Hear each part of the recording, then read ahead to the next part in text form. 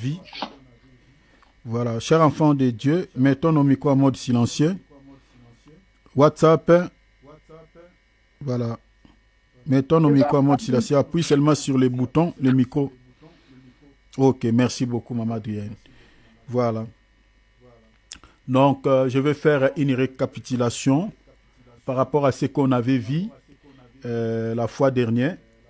Donc, comme vous le savez bien, nous sommes restés toujours sur le même thème.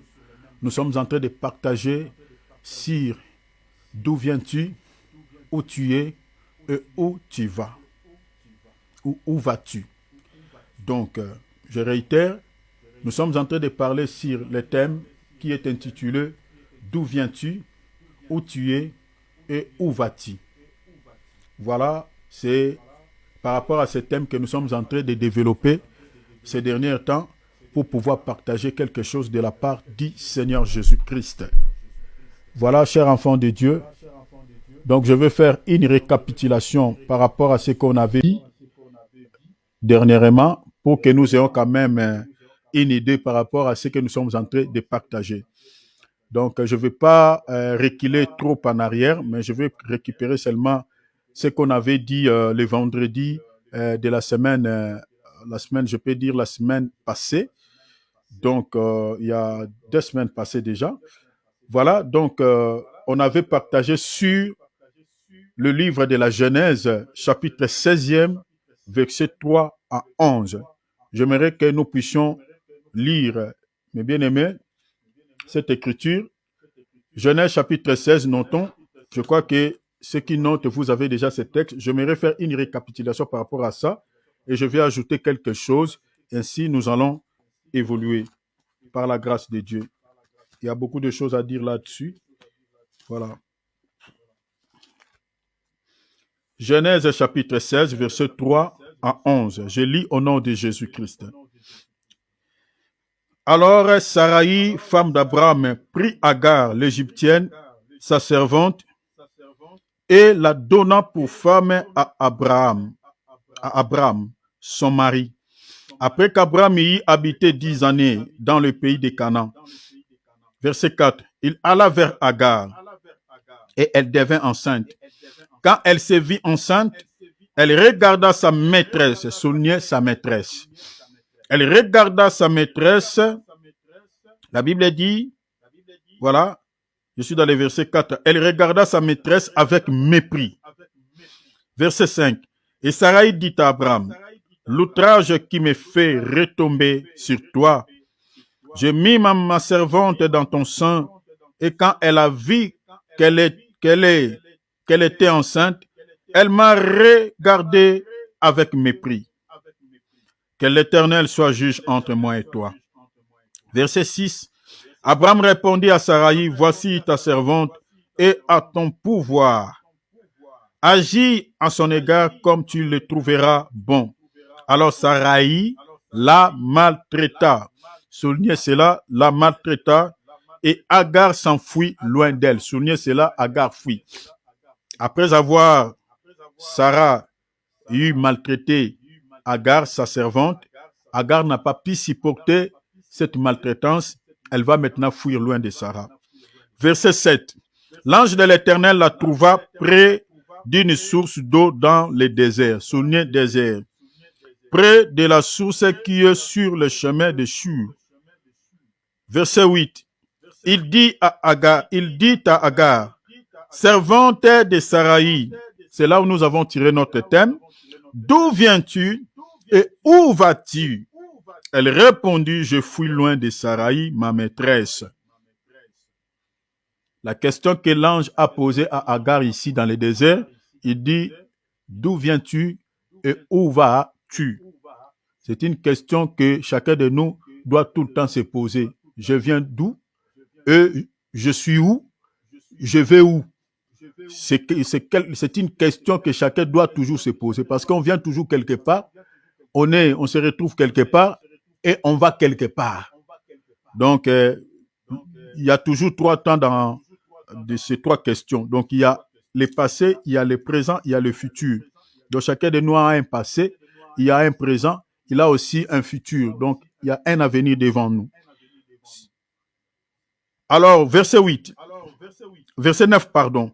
L'ange de l'Éternel lui dit, retourne, soulignez, retourne vers ta maîtresse, soulignez, et humilie-toi, soulignez, humilie-toi sous sa main, soulignez aussi sous sa main. Nous allons tirer une leçon spirituelle par rapport à ce que je suis en train de vous dire, soulignez. Donc, c'est par rapport à ça, nous allons tirer une leçon spirituelle. Donc, vous voyez ici, nous voyons, je crois que beaucoup connaissent cette histoire de Sarah, de Sarai et Agar, connaissent l'histoire d'Abraham. Donc, vous voyez ici, Abraham avait un problème de la stérilité. Au fait, Sarah, elle était incapable de pouvoir concevoir. Elle était stérile. Ainsi, comme Sarah avait une servante du nom d'Agar, ainsi, Sarah lui-même, de son propre gré, va pouvoir prendre Agar et donner Agar comme femme à son mari pour qu'il puisse avoir des enfants. Ainsi, quand Agar, comme la Bible nous le montre, quand Agar se vit enceinte, elle commence à regarder sa maîtresse avec mépris. Ainsi, cela était, était quand même quelque chose qui avait fait beaucoup de mal à Sarai. Il dit, mais comment expliquer, c'est moi qui t'ai donné à mon mari. Et quand tu t'es tombé enceinte, tu commences à me regarder, mais comment expliquer? Alors, Sarah, au lieu de pouvoir maltraiter directement Agar, elle commence maintenant à faire pression à son mari. Voilà, la servante, cette égyptienne que tu as amenée ici, voilà, depuis qu'elle est tombée enceinte, regarde comment est-ce qu'elle commence à me regarder. Voilà ses réactions, voilà. Et Agar a donné plein pouvoir. Souvenez cela, Abraham a donné le plein pouvoir à sa femme de pouvoir faire ce qu'elle voudra à cette servante. Et le texte nous dit que Sarai commença maintenant à maltraiter sa servante. Regardez déjà une femme qui est enceinte, maintenant on la maltraite. Vous comprenez déjà? Donc avec la douleur de la grossesse, avec toutes ces caprices de la grossesse, avec toutes ces complications de la grossesse, et de l'autre côté, on te maltraite, donc ce n'était pas facile pour notre sœur Agar. C'était dur, c'était difficile pour elle. Et qu'est-ce qu'elle va faire? La Bible nous montre noir sur blanc, elle n'a pas pu supporter cette maltraitance. Elle va maintenant fuir loin de Sarai, sa maîtresse. Là, c'est par rapport à la question d'où vient-il? Quand elle fuit, elle va aller s'installer dans les déserts. Et c'est là où la question d'où vient-il est sortie. L'ange lui dit, c'est l'ange de l'Éternel va la rencontrer là, dans les déserts. Elle va lui poser cette question, d'où vient-il? On dirait que l'ange de l'Éternel ne savait pas.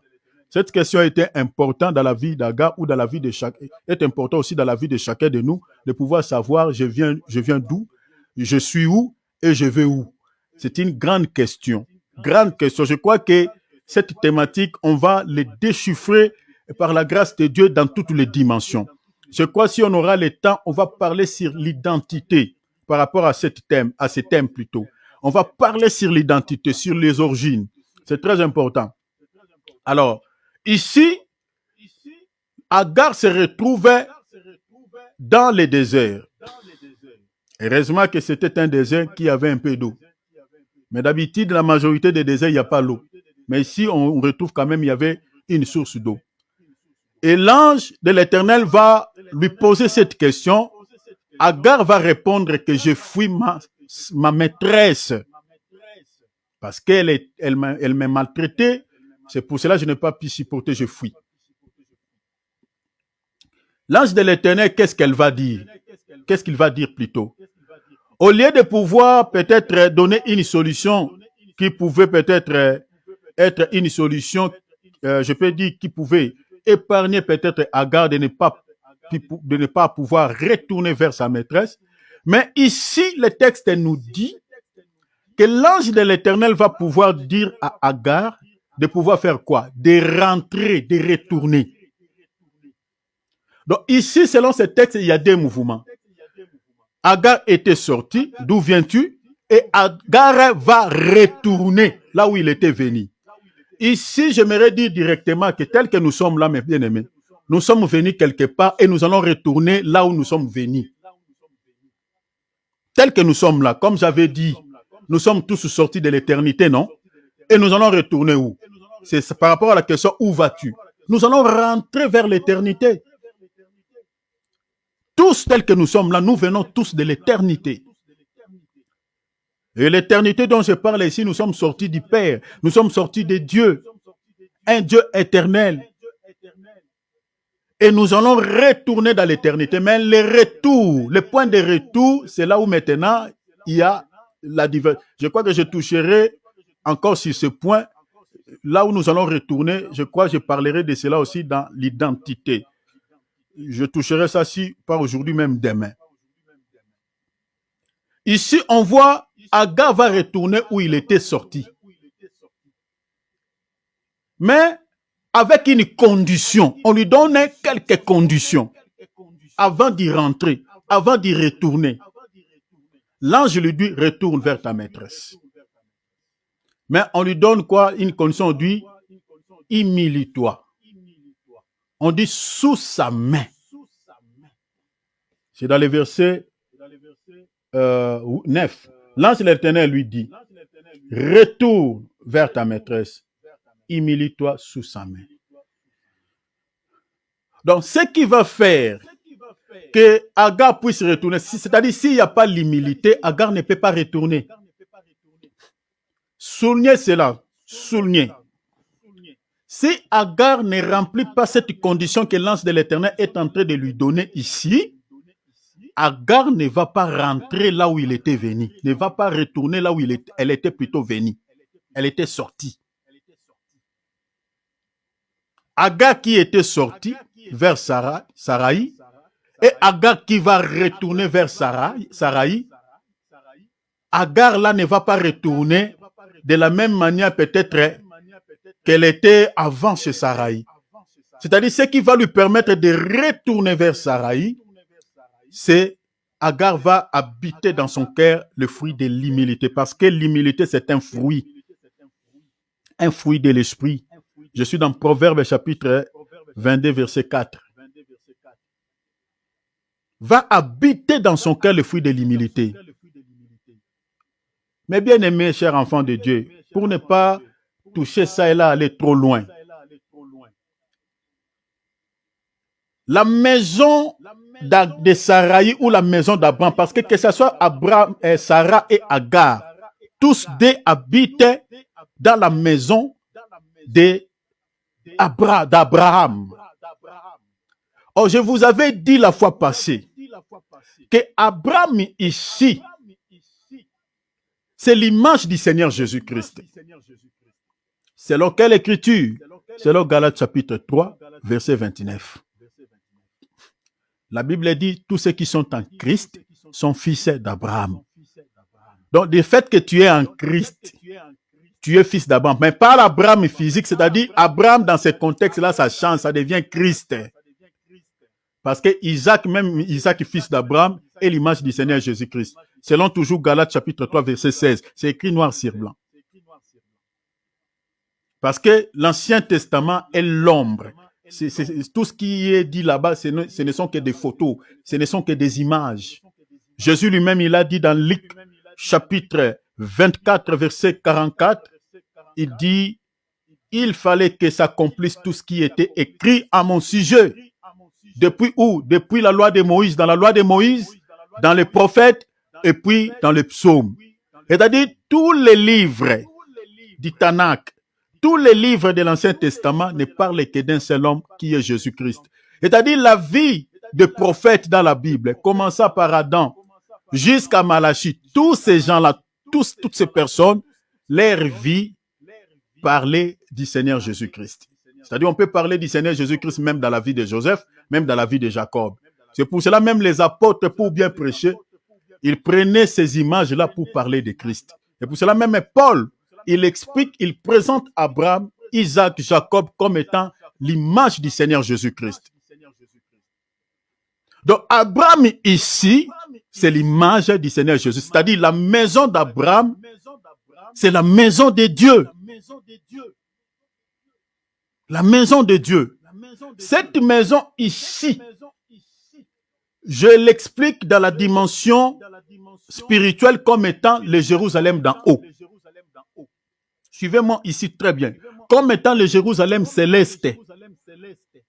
C'est-à-dire nous sommes sortis du ciel et nous allons retourner où? Du ciel. Je crois que tout au long de cet enseignement, je vous parlerai de la grande nappe qui était sortie du ciel, qui était venue vers la terre et qui était retournée vers le ciel. Mais cette grande nappe, à l'intérieur de la grande nappe, il y avait beaucoup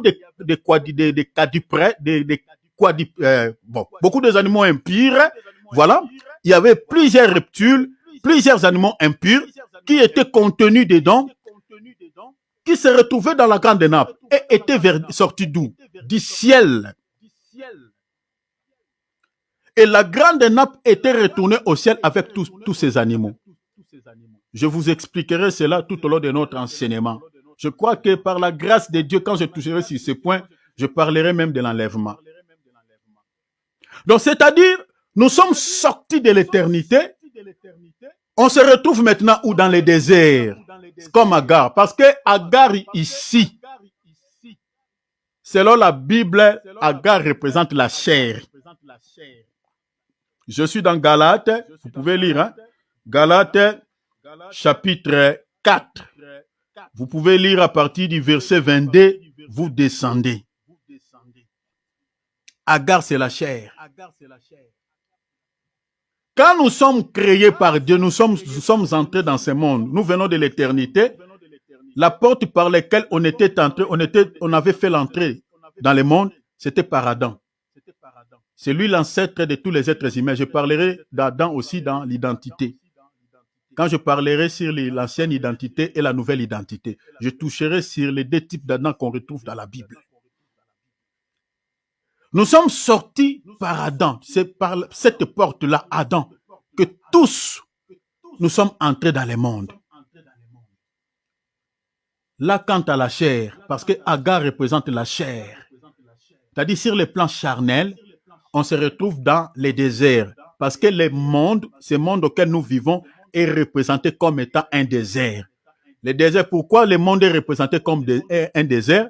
Parce que un lieu désertique, c'est là où il n'y a pas la vie. C'est-à-dire le désert, c'est là où il n'y a pas l'eau. C'est là où il n'y a pas la vie. C'est là où on ne peut pas s'aimer. Donc c'est là où c'est un lieu solitude. C'est un lieu aride où on ne peut vivre, où il n'y a pas la vie. Or, dans ce monde tel que nous sommes là, les lieux où il n'y a pas la vie, les lieux qui est désert, un lieu solitaire, un lieu qui est lieu aride, je peux dire, un lieu qui n'a pas de vie, c'est le monde auquel nous vivons. C'est là où on retrouve, mes bien-aimés, la sécheresse, où il n'y a pas la vie. Je parle dans un langage spirituel. La vie dont je parle ici, parce que la vie quant à la chair, dans le monde, il y a la vie quant à la chair. Mais quant à l'esprit, dans ce monde, il n'y a pas la vie. Il y a beaucoup de gens qui se promènent dans ce monde. Physiquement, on les voit en bonne santé. Physiquement, on les voit. Ce sont des hommes riches. Mais les faits qui n'ont pas Christ en eux, ce sont des cadavres ambulants. Ce sont des morts. La vie, si vous voulez avoir la vie, il faut être en Christ. Parce que il dit, je suis le chemin, la vérité et la vie. Ça, c'est la vraie vie. Cette vie est différente de la vie de ce monde, est différente de la vie charnelle. La vie, quant à la chair, se limite sur la terre. C'est une vie éphémère. C'est-à-dire, tu peux déployer des énergies, tu peux déployer des efforts. Tu es devenu milliardaire, tu es devenu plus riche, billionnaire même. Mais c'est juste pour un temps, une courte durée. Et après, tu laisseras tout et tu partiras. Tel que nous sommes là, nous sommes tous témoins. Nous avons connu des hommes riches dans ce monde, des milliardaires, des billionnaires. Nous avons connu des hommes. Ils ont tout laissé. Ils sont partis. La vie de ce monde est tellement courte. Et puis, c'est une vie, mes bien-aimés, qui nous rassure à rien. Mais la vraie vie, une vie sans fin, on ne peut les recevoir que dans le Seigneur, en Jésus-Christ. Donc, le monde auquel nous vivons est comparé à un désert. C'est un endroit, c'est un lieu où il n'y a pas la vie. Le désert, c'est un endroit où il n'y a pas l'eau. Parce que l'homme ne peut pas vivre dans le désert parce qu'il n'y a pas l'eau, il n'y a pas la vie. Or, l'eau, selon la Bible, c'est la parole. Donc, la parole de Dieu, c'est la parole de Dieu qui nous donne la vie. Alors, vous comprenez déjà ici, Agar qui quitte la maison d'Abraham, Abraham que j'explique l'image de Jésus, c'est-à-dire le ciel, l'image du ciel, et il va descendre, il vient dans le monde. Tel que nous sommes là, nous sommes sortis de l'éternité de Dieu.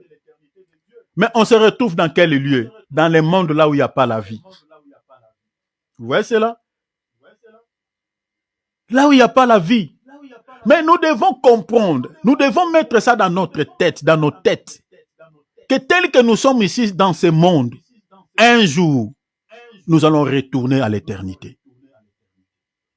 Donc l'ange de l'éternel qui est en train de s'adresser à Agar dans le désert ici, ne prenez pas cet ange comme un ange qui a des ailes qui volent. Non, non. Parce que dans la Bible, un ange peut représenter aussi un serviteur de Dieu. Tel que je suis là, je suis en train de partager la parole de Dieu avec nous. Selon Apocalypse, chapitre 1er, vous pouvez lire tous les anges dont on parle à partir du chapitre 1er, chapitre 2, chapitre 3. Les anges dont on parle là-bas, ce ne sont pas des anges comme des créatures célestes. Ce sont des anges comme des créatures terrestres. C'était des ministres de Dieu qui dirigeaient les 7 églises de l'Asie mineure. Mais l'image, la position où, au fait, Jean avait vu cette vision, la position de ces anges, c'est-à-dire, c'était des ministres de Dieu, au fait. Mais la manière dont Jean avait vu cette vision, le Seigneur avait présenté ces ministres de Dieu comme étant des anges. Donc, un ministre de Dieu est un ange. Mais un ange terrestre. Parce que l'essence étymologique d'un ange, selon la langue grecque, un ange, c'est un messager. Vous comprenez? Un ange, c'est un messager. Vous pouvez regarder même sur Wikipédia, même sur Google. En grec, veut dire un messager. Or, un serviteur de Dieu aussi, c'est un messager. Vous comprenez? Est un messager. De tel que je suis en train de partager la parole là, je suis un ange de l'Éternel qui vous apporte un message. Et ici, on voit que c'est Agar. On est en train de s'adresser à Agar par l'ange de l'Éternel. On dit, Agar, tu dois retourner vers ta maîtresse. Et le rôle de chaque ange que j'explique, un ministre de Dieu, que j'explique les serviteurs de Dieu, c'est de pouvoir interpeller à Agar, que j'explique le peuple de Dieu, parce que Agar explique la chair, c'est-à-dire à expliquer à tous les êtres humains de ce monde qu'un jour, nous allons retourner là où nous sommes sortis, d'où nous sommes sortis. C'est-à-dire nous allons retourner à l'éternité. Parce qu'on vient de l'éternité et nous allons retourner à l'éternité. Mais nous allons retourner comment? En remplissant cette condition qui est dit ici. Si on n'est pas humble, il est pratiquement impossible de pouvoir retourner à l'éternité d'où nous sommes sortis. L'éternité dont je parle ici, c'est le ciel. Rappelez-vous dans les livres de Matthieu, chapitre 18, versets 3 à 4. Le Seigneur parle du royaume de cieux. Il dit, le royaume de cieux est semblable. J'aimerais qu'on lise ça. Lisons Matthieu. Si on n'est pas humble, le ciel n'est pas. La porte du ciel est fermée sous nos têtes. Matthieu chapitre 18. Je lis à partir du verset 1er jusqu'au verset 4. En ce moment, les disciples s'approchèrent de Jésus et dirent, qui donc est plus grand dans le royaume des cieux? Jésus ayant appelé un petit enfant, le plaça au milieu d'eux et dit, je vous le dis en vérité, si vous ne vous convertissez et si vous ne devenez comme les petits enfants, vous n'entrerez pas dans le royaume des cieux. Vous voyez cela? Il dit dans le verset 4, c'est pourquoi quiconque sera humble, vous voyez ces mots? Qui sera humble, qui s'humilie, comme ce petit enfant sera plus grand dans le royaume des cieux. Donc, une personne qui sera humble, une personne qui a l'humilité, cette personne-là, c'est celui-là qui va pouvoir accéder au paradis. Et cette humilité dont la Bible parle ici, c'est par rapport à quoi? C'est parce que Saraï va chercher toujours à pouvoir faire quoi? Maltraiter Agar. Maintenant, si Agar n'est pas humble, ne va pas pouvoir supporter cette maltraitance, c'est qu'Agar va faire quoi? Agar va retourner dans le désert, c'est-à-dire dans le monde, va partir. Mais ce qu'il va faire, de sorte que Agar puisse pouvoir supporter malgré la maltraitance de Sarah, malgré Sarah est en train de lui infliger certaines situations très compliquées avec sa grossesse. C'était difficile. Vous savez que Agar, tout le temps que Agar n'était pas tombée enceinte d'Abraham, Sarai ne la maltraitait pas. Hein? Vous comprenez cela? Ça aussi, c'est un mystère. Mais quand est-ce que Sarai commence à maltraiter Agar? C'est lorsque Agar est tombée enceinte. L'enceinte de qui? D'Abraham. Ici, j'explique l'Abraham comme le Seigneur Jésus. C'est-à-dire, tel que nous sommes là, étant qu'enfants de Dieu, étant que femmes du Seigneur Jésus-Christ, tous nous sommes enceintes. Nous portons l'enfant en nous, la sémence de Jésus en nous. Rappelez-vous, non? Apocalypse chapitre 12. La femme qui était enveloppée du soleil, cette femme, la Bible dit, elle était enceinte. L'image de cette femme-là, c'est l'image de l'Église qui est enceinte aujourd'hui du Seigneur Jésus-Christ. Et cette grossesse, c'est la sémence que nous recevons via la parole. Et si vous lisez Apocalypse 12, vous allez voir que à un certain moment, cette femme avait mis au monde. Et la Bible dit quoi? L'enfant était parti au ciel. C'est-à-dire, mettre au monde, c'est l'image de l'enlèvement. Dans les jours où nous allons mettre au monde, de là, on ne tombera plus enceinte. On n'aura plus besoin de pouvoir recevoir la sémence du mari. C'est-à-dire, on n'aura plus besoin de la parole. C'est le jour où nous allons partir en enlèvement. Mais pendant que nous sommes avec Saraï, ici, Saraï, c'est quoi? Je vous avais dit, rappelez-vous, que Saraï est l'image de l'esprit et Agar est l'image de la chair. Je suis dans Galates chapitre 4, verset 22. Lisez jusqu'en bas. Vous allez voir, la Bible représente Saraï comme étant l'esprit et Agar comme étant la chair. Donc, en réalité, que ce soit Agar, que ce soit Saraï, étaient tous une seule femme. Vous voyez cela? Donc, que ce soit Saraï, que ce soit Agar, je vous dis que elle représentait qu'une seule femme, c'est-à-dire Agar comme une chair et Saraï comme étant l'esprit. Selon l'écriture que je vous ai donnée, Galates chapitre 4, verset 22, vous descendez. Les combats que nous menons tous les jours, mes bien-aimés, dans nos vies, c'est toujours entre la chair et l'esprit. Voilà pourquoi, si vous lisez Galates chapitre 5, verset, vous descendez, vous lisez à partir du verset 16. La Bible dit, le désir de l'esprit est toujours contraire à ceux de la chair. La Bible dit, il y a une opposition, il y a une guerre qui se livre entre la chair et l'esprit. Ce que la chair veut, l'esprit ne veut pas. Ce que ton esprit veut, ta chair ne veut pas.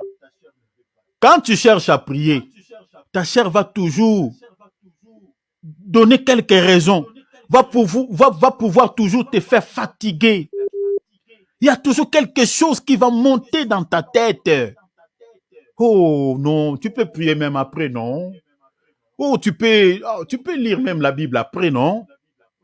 Mais quand tu restes devant les réseaux sociaux, quand tu es devant ta télé, Quand tu es devant, tu parles avec tes amis. Là, il n'y a aucune raison. Hein. Il n'y a aucune pensée qui monte dans ta tête. Il n'y a aucune pensée qui monte dans ton esprit. Il n'y a pas de fatigue. Il y a d'autres même qui font toute la nuit, ils restent sur les réseaux sociaux. Mais si on prend seulement le temps que tu donnes à la télé, que tu donnes aux réseaux sociaux, tu les convertis à la prière, ça devient tellement pénible. Beaucoup de complications. Il y a toujours des raisons. Il y en a toujours des raisons. Ah, la Bible dit, il faut prier, ne multipliez pas des mots. Il faut prier, il ne faut pas multiplier des mots. Oh là là. Ça, c'est la chair. C'est ça, Agar. Quand l'esprit est en train de maltraiter la chair ne veut pas. Mais la Bible dit quoi? Le désir de l'esprit ou l'affection de l'esprit, c'est la mort, non? Vous ne savez pas cela? Lisons cela. Le désir de l'esprit, ce n'est pas la vie. Hein? Cher enfant de Dieu, c'est ça la vérité. Quand on se laisse traîner selon la chair, il n'y a pas la vie. Romains 8, à partir du verset 5. C'est en effet qui vivent selon la chair, s'affectionnent aux choses de la chair. Tandis que ceux qui vivent selon l'esprit s'affectionnent aux choses de l'esprit. Verset 6.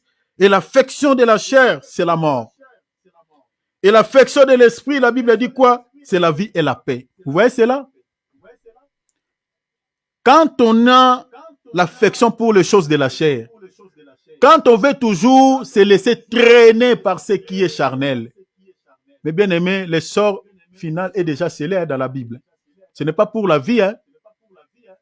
Ce n'est pas pour la vie, c'est pour la mort. Et la mort dont on parle ici, ce n'est pas la mort physique, mais c'est la mort spirituelle. C'est-à-dire, il n'y a pas la vie à l'intérieur de ton âme. Il n'y a pas la vie.